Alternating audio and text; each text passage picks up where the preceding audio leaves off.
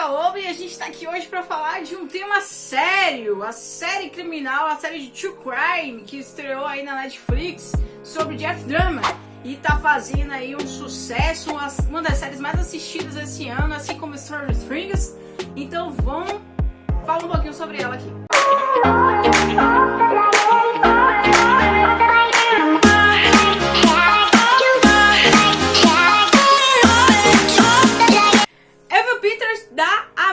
A Jeffrey Dahmer na série criminal da Netflix, que saiu com 10 episódios na semana passada, na última quarta-feira.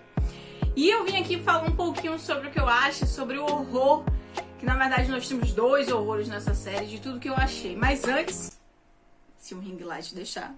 Mas antes, eu já peço que vocês, aquele like, aquele comentário, aquele velho compartilhamento aqui do canal, sobre tudo que a gente comenta, sobre séries criminais, sobre séries teens, filmes baseados em fatos reais, sobre filmes de heróis, sobre tudo que rola no mundo cinematográfico e televisivo, junto com o meu ADM Álvaro Alves, e a gente tá o quê? Querendo trazer do que é de melhor deste mundo aqui pra vocês. Então desde já agradeço o like, o compartilhamento e a inscrição se você caiu aqui de paraquedas.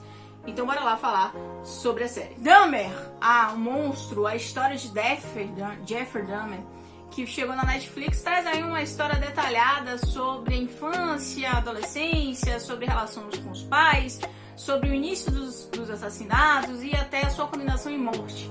Desse serial killer que chocou a muitos do mundo inteiro.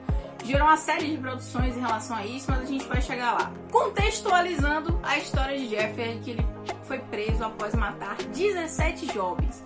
Matar não é simplesmente matar, ele torturou, ele esquartejou, ele violentou, praticou necrofilia, ele desmembrou os corpos e, por fim, se alimentou deles. Exatamente, canibalismo também envolvido. Tanto que ele ficou conhecido como o canibal de Milwaukee. É uma série bem pesada. Por quê? Porque não trata exatamente dos atos que o Jeffrey cometeu. Assim, ele não mostra os atos em si. A gente subentende tudo o que acontece. Tem uma cena de luta, principalmente com um dos sobreviventes. O único sobrevivente que teve, que foi assim que os policiais finalmente pegaram o Jeff, porque foi uma negligência em cima de negligência. Mas fala sobre como é que o Jeff pensava, porque a gente tem aí várias entrevistas que o Jeff Dahmer deu depois que foi preso, tem o depoimento dele. Tem o sobrevivente que falou de como foi esse momento. Então foi tudo colocado dentro da série e a gente vê essa ordem cronológica, começando pela prisão dele, passando pela investigação, e a gente vai entendendo sobre o seu passado, o relacionamento com os pais, como ele foi sobrevivendo, como ele começou a matar, a investigação em si, depois a gente vem pro julgamento e o pós-julgamento do serial killer. Eu falei no início do vídeo que a gente tem 2 horrores. O primeiro horror, obviamente, é sobre como o Jeff começou a ter essa compulsão em matar. A gente vê ele falando sobre o seu primeiro assassinato, de como ele sempre pensou nisso desde a época que ele fazia taxidermia com o pai, que é o ato de você pegar um animal morto, olhar por dentro dele, como se fosse como os legistas fazem, né? A autópsia dos mortos, enfim. Ele fazia isso com o pai e aí essa curiosidade começou a surgir em relação aos humanos, aos jovens, juntando também com o homossexualismo dele reprimido, como ele próprio não se aceitava, como ele não conseguia falar com o pai também não o deixava. É um relacionamento difícil.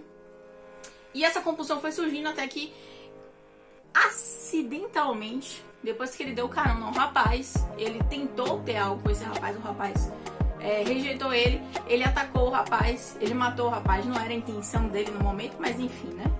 E aí ele cometeu seu primeiro assassinato, primeiro esquartejamento, e aí, após isso, ele começou com essa compulsão. Teve uma segunda morte também acidental, porque aí ele começou a drogar os caras com que ele saía pra violentar. E esse cara, em vez dele dar o drink, ele bebeu o drink.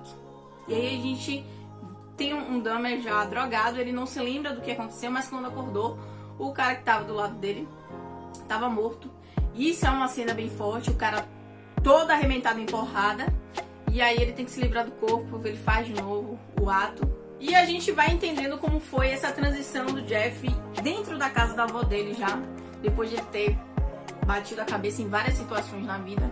Ele vai morar com a avó e ele começa a praticar o ato em si, não só por um acidente, mas também pela compulsão. Ele já se entrega a essa compulsão, a esquartejar, a entender. Ele começa a fazer experimentos de como se livrar dos corpos, de colocar em ácido, enfim. Ele aí começa a aprimorar suas técnicas. E a gente vai passando pelas histórias das vítimas que ele encontrou, das vítimas mais marcantes. Inclusive o 6º episódio fala da vítima Tony, que pra mim é um episódio muito triste. Foi um rapaz que ele encontrou que era surdo e mudo. E ao que o Jeff conta, e provavelmente também deve ter ali os testemunhos da mãe, dos amigos mais próximos, eles meio que iniciaram um relacionamento amoroso. O Jeff realmente estava se apaixonando pelo Tony, e o Tony pelo Jeff. Eu acho que pelo Tony ser surdo e mudo, isso deixou o Jeff bastante curioso. E eles tiveram esse relacionamento amoroso. Mas no fim, ele acabou morrendo nas mãos do Tony. É uma cena que me deixou muito triste, muito tocada. E esse é o primeiro horror que a gente tem dentro do filme. E aí eu acho que a coisa que deixa a gente mais revoltado dentro da história é o que acontece com o sistema. Como o sistema foi falho em prender este cara. Como o sistema foi falho em não ver o que estava acontecendo, ignorar os fatos por pura xenofobia, homofobia, racismo. Todos os preconceitos clássicos que existem hoje existiam muito mais forte naquela época. Na verdade eu nem sei, né? Eu acho que tudo ainda existe, só que tá meio que disfarçado. E a vizinha, que é interpretada pela Niecy Nash, inclusive, excelente atuação também, assim como Evan Peters, 2 atores muito bons. O elenco todo é muito bom, mas especialmente por esses dois, que faz a Glenda, que é a vizinha do Jeff Dahmer, que quando ele se muda para o prédio, ele começa a fazer seus últimos assassinatos lá, né? E aí ela sentiu o cheiro da carne podre, da carne sendo cozinhada. Ela presenciou uma das vítimas, que foi o garoto de 14 anos, que o pai teve um dos filhos violentado pelo Jeff. O Jeff foi acusado por isso, depois o outro filho foi morto. E o juiz liberou o Jeff do abuso, na época, por achar que ele lembrava o filho dele. Cometeu uma xenofobia enorme dentro do tribunal. É uma cena também irritante, deixa você extremamente triste com o que as pessoas podem fazer simplesmente por você ser imigrante. É horrível, é triste de ver o que o juiz fala.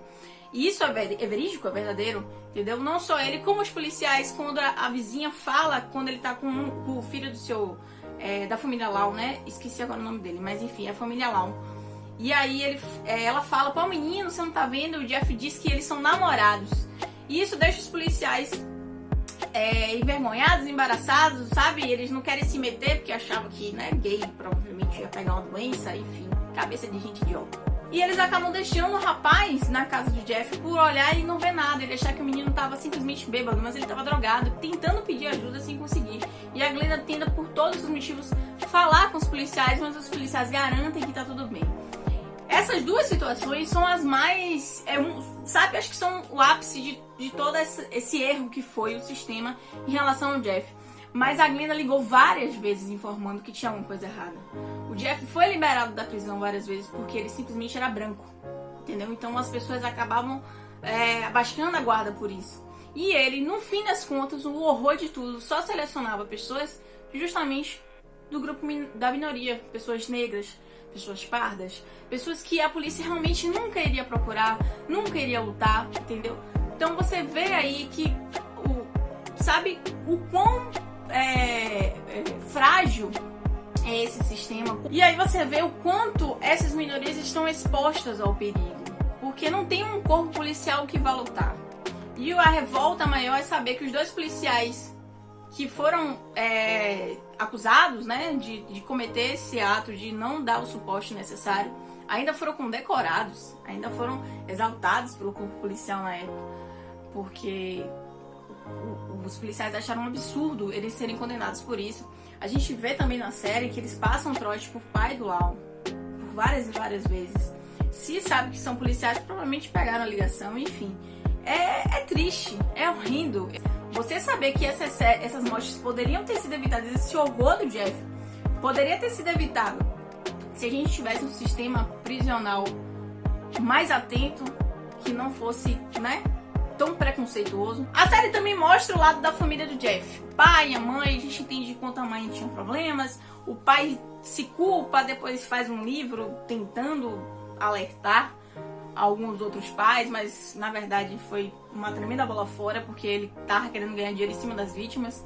A gente vê como foi esse processo todo e de como as pessoas são tão doentes a ponto de enaltecer um serial killer. A gente também vê isso no final da série, nos últimos episódios, que assim como outros serial killers, ele começou a receber cartas, dinheiro, criaram uma revista em quadrinhos em nome do Jeff Dahmer. Enfim, a série tem 10 episódios, é longa, mas eu assisti em um tapa. Você quando vê já tá no 5º episódio, no 6º episódio. Ela é muito bem dirigida, muito meditada. Ela traz coisas que a série, acho que deixa a gente muito mais por dentro da história do que você assistir uma série documental. Te dá o visual da situação. Então, se você gosta de true crime, se você quer entender um pouco mais dessa história, tá na Netflix, tá disponível, vale a pena assistir. A história de Jeff Dahmer, o canibal de Milwaukee. Mas eu agradeço a todos vocês por estarem aqui. Já deixe seu like, seu comentário, o que você achou da série, se você já assistiu. Se você não assistiu, você sabia da história? Já tinha visto algum documentário? Eu larguei lá das minhas redes sociais algumas outras produções falando sobre Jeff Dahmer. Se você não me segue, já clica aí no link, já me segue, que você vai saber muito mais da história. No mais, um beijo, um queijo.